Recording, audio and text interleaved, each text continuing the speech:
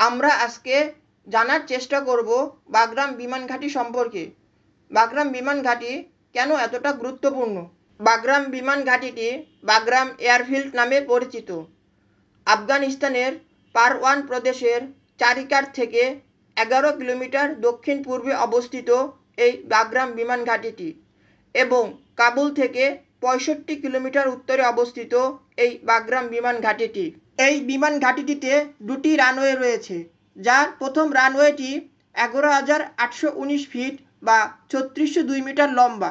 Bagram বিমান ঘাঁটির প্রথম যে রানওয়েটি রয়েছে সেই রানওয়েটিতে ইউএস মিলিটারি এবং ইউএস এয়ারফোর্স এর সব ধরনের বিমান ল্যান্ড করানো সম্ভব হয়।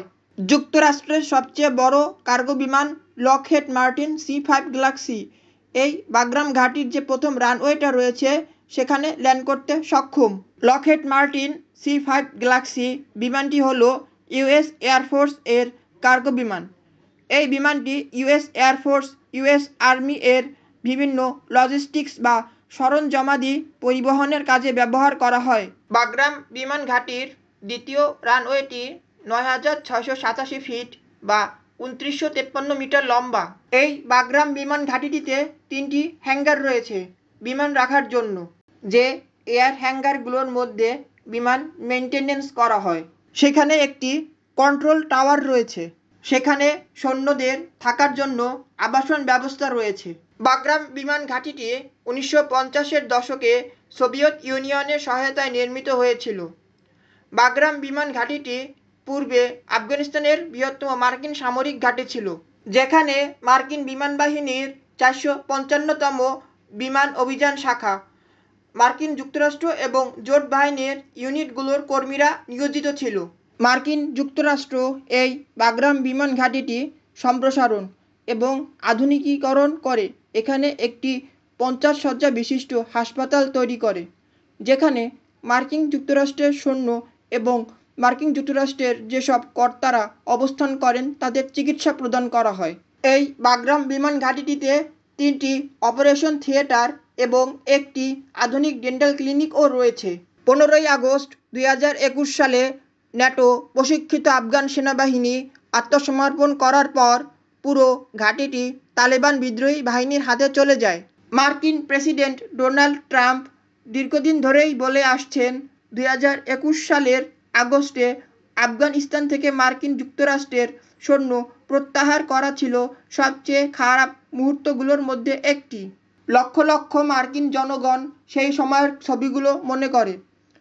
কাবুল বিমানবন্দর ঘিরে আতঙ্কিত জনতা, বেসামরিক নাগরিকরা সামরিক বিমানের সাথে মরিয়া হয়ে আঁকড়ে ধরে আছে, এবং অ্যাবে গেট হত্যাকাণ্ডে যেখানে একজন আত্মঘাতী বোমা হামলাকারী 13 জন মার্কিন সেনার প্রাণ কেড়ে নেয়। সাম্প্রতিক সময়ে যুক্তরাজ্য সফরের সময় ডোনাল্ড ট্রাম্প আফগানিস্তানের তালেবান সরকারকে বাগরাম ঘাঁটি মার্কিন যুক্তরাষ্ট্রের হাতে ফিরিয়ে দিতে বলেন। চীনের পশ্চিমে জিনজিয়াং অঞ্চল নজরে রেখে পর্যবেক্ষণ করার জন্য এই বাগরাম ঘাঁটিটি খুবই গুরুত্বপূর্ণ, কেননা চীন এই জিনজিয়াং অঞ্চলের পশ্চিমে পরমাণু কর্মসূচি নিয়ে কাজ করছে। তাই এই বাগরাম ঘাঁটিতে আমেরিকার সৈন্য উপস্থিত থাকা খুবই গুরুত্বপূর্ণ ছিল। এই বাগরাম ঘাঁটি থেকে চীনের জিনজিয়াং অঞ্চলের লোপনুর পারমাণবিক বিদ্যুৎ কেন্দ্রের দূরত্ব 2000 কিলোমিটার। মার্কিন প্রেসিডেন্ট ডোনাল্ড ট্রাম্প 2024 সালের নির্বাচনে প্রচারণার সময় একই রকম মন্তব্য করেছিলেন, তবে তার সাম্প্রতিক মন্তব্যে তিনি একটি হুমকি যোগ করেছেন। যদি তালেবান সরকার বাগরাম বিমান ঘাঁটি মার্কিন যুক্তরাষ্ট্রের কাছে হস্তান্তর না করে তাহলে খারাপ জিনিস ঘটতে চলেছে। আফগানিস্তানের বাগরাম ঘাঁটিতে মার্কিন যুক্তরাষ্ট্রের উপস্থিতি মধ্য ও দক্ষিণ এশিয়ায় মার্কিন যুক্তরাষ্ট্রের অবস্থানকে মৌলিকভাবে একটি একক সম্পদের চারপাশে পুনর্গঠন করবে, যা মার্কিন যুক্তরাষ্ট্রের শক্তির প্রতীক। বাগরাম বিমান ঘাঁটি আফগানিস্তানের অভ্যন্তরীণ রাজনীতি সম্পর্ক কম। চীন, রাশিয়া, ইরান এবং সমগ্র মধ্য এশিয়ার দিক লক্ষ্য করে একটি বিমান ঘাঁটি করতে চায় যুক্তরাষ্ট্র। আফগানিস্তানের তালেবান সরকার যদি মার্কিন প্রেসিডেন্ট ডোনাল্ড ট্রাম্পের দাবি প্রত্যাখ্যান করেন, তাহলে কি হবে তা স্পষ্ট নয়। চীন আফগানিস্তানের সার্বভৌমত্বের উপর জোর দিয়েছে এবং এই অঞ্চলকে অস্থিতিশীল করতে পারে এমন পদক্ষেপের বিরুদ্ধে সতর্ক করেছে চীন। রাশিয়া ও ইরান এখনও কোনো আনুষ্ঠানিক প্রতিক্রিয়া জানায়নি। তবে মার্কিন যুক্তরাষ্ট্রের প্রতি তাদের শত্রুতা থাকার কারণে এই অঞ্চলে মার্কিন যুক্তরাষ্ট্রের পুনঃপ্রবেশকে উস্কানিমূলক হিসেবে চিহ্নিত করা হবে। বাগরাম বিমান ঘাঁটিটি সোভিয়েত ইউনিয়ন তৈরি করেছিল। যখন আফগান সোভিয়েত যুদ্ধ চলছিল তখন এই আফগান সোভিয়েত যুদ্ধটির সময়কাল ছিল 1979 থেকে 1989 সাল পর্যন্ত।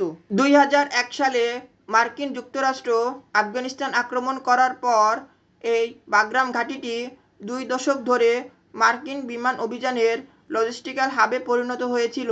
2021 সালের জুলাইয়ের প্রথম দিকে বাইডেন প্রশাসন এই বাগরাম ঘাঁটিটি খালি করে।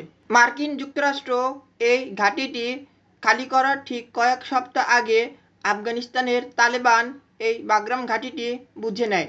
বাগরাম ঘাঁটিটি এমন একটি জায়গায় অবস্থিত যেখান থেকে ইরান, মধ্য এশিয়া, দক্ষিণ এশিয়া, পশ্চিম পাকিস্তান এবং চীনের দিকে নজরদারি করা খুবই সহজ এবং খুব দ্রুত ব্যবস্থা গ্রহণ করা সম্ভব। এই বাগরাম বিমান ঘাঁটিটি পুনরায় নিজেদের দখলে নিতে চায় মার্কিন যুক্তরাষ্ট্র। মার্কিন যুক্তরাষ্ট্র এখানে পুনরায় বিমান ঘাঁটি স্থাপন করতে চায়, কারণ এই বাগরাম বিমান ঘাঁটি থেকে মার্কিন যুক্তরাষ্ট্র তাদের প্রতিপক্ষের সীমানা ইরান, রাশিয়া এবং চীন এর কাছাকাছি থাকতে পারবে। এই বাগরাম বিমান ঘাঁটি থেকে মার্কিন যুক্তরাষ্ট্র চীনে জিনজিয়াং প্রদেশে যে লুপপুর নিউক্লিয়ার কমপ্লেক্স রয়েছে সেখানে নজরদারি করতে পারবে। গত কয়েক বছর ধরে লুপনুর পারমাণবিক কার্যকলাপ বৃদ্ধি পেয়েছে। এটি মার্কিন যুক্তরাষ্ট্রের জন্য উদ্বেগের বিষয়, বিশেষ করে যখন তাইওয়ানে চীনের আক্রমণের সম্ভাবনা অনেক উপরে। ভূ অর্থনৈতিক দৃষ্টিকোণ থেকে আফগানিস্তান বর্তমানে পশ্চিমাদের প্রজেক্ট এর বাইরের প্রজেক্টে সংযুক্ত হয়েছে, যার মধ্যে অন্তর্ভুক্ত চীনের China belt and road initiative BRI project এবং রাশিয়ার গ্রেটার ইউরেশিয়ান পার্টনারশিপ প্রজেক্ট, যে প্রজেক্টটি ইউরেশিয়ান এর অর্থনৈতিক ইউনিয়নের সাথে সংযুক্ত করেছে আফগানিস্তানকে। বেইজিং কাবুল থেকে ইসলামাবাদ চ্যানেল নিয়ে কাজ করছে। কাবুল থেকে ইসলামাবাদ চ্যানেলটি চায়না পাকিস্তান ইকোনমিক করিডর সিপেকের সাথে যুক্ত হবে। অন্যদিকে রাশিয়া আরও এগিয়ে গেছে। রাশিয়া তালেবানদের আনুষ্ঠানিক স্বীকৃতি প্রদান এবং এর মাধ্যমে মধ্য এশিয়ায় পরিবহন পুনর্গঠনে তার ভূমিকা নিশ্চিত করছে। এই আফগানিস্তানের বাগরাম ঘাঁটিতে মার্কিন যুক্তরাষ্ট্রের সামান্য মার্কিন বাহিনীর উপস্থিতি ও পদক্ষেপ চীন রাশিয়া উভয়ের জন্য ঝুঁকির হিসাব পরিবর্তন করবে। চীন রাশিয়ার আফগানিস্তানকে নিয়ে যে পরিকল্পনা রয়েছে, চীনের belt and road initiative BRI এবং রাশিয়ার গ্রেটার ইউরেশিয়ান পার্টনারশিপ, তাদের এই দুটি করিডর প্ল্যান অনেক জটিল করে তুলবে। দক্ষিণ এশিয়া থেকে মধ্য এশিয়ায় যাওয়ার যে রাস্তাটা, সেখানে মার্কিন যুক্তরাষ্ট্র একটি চেকপয়েন্ট তৈরি করতে পারে, আর এই চেকপয়েন্ট তৈরি করার জন্য মার্কিন যুক্তরাষ্ট্রের নজর থাকবে এই স্লাং টানেলের উপর।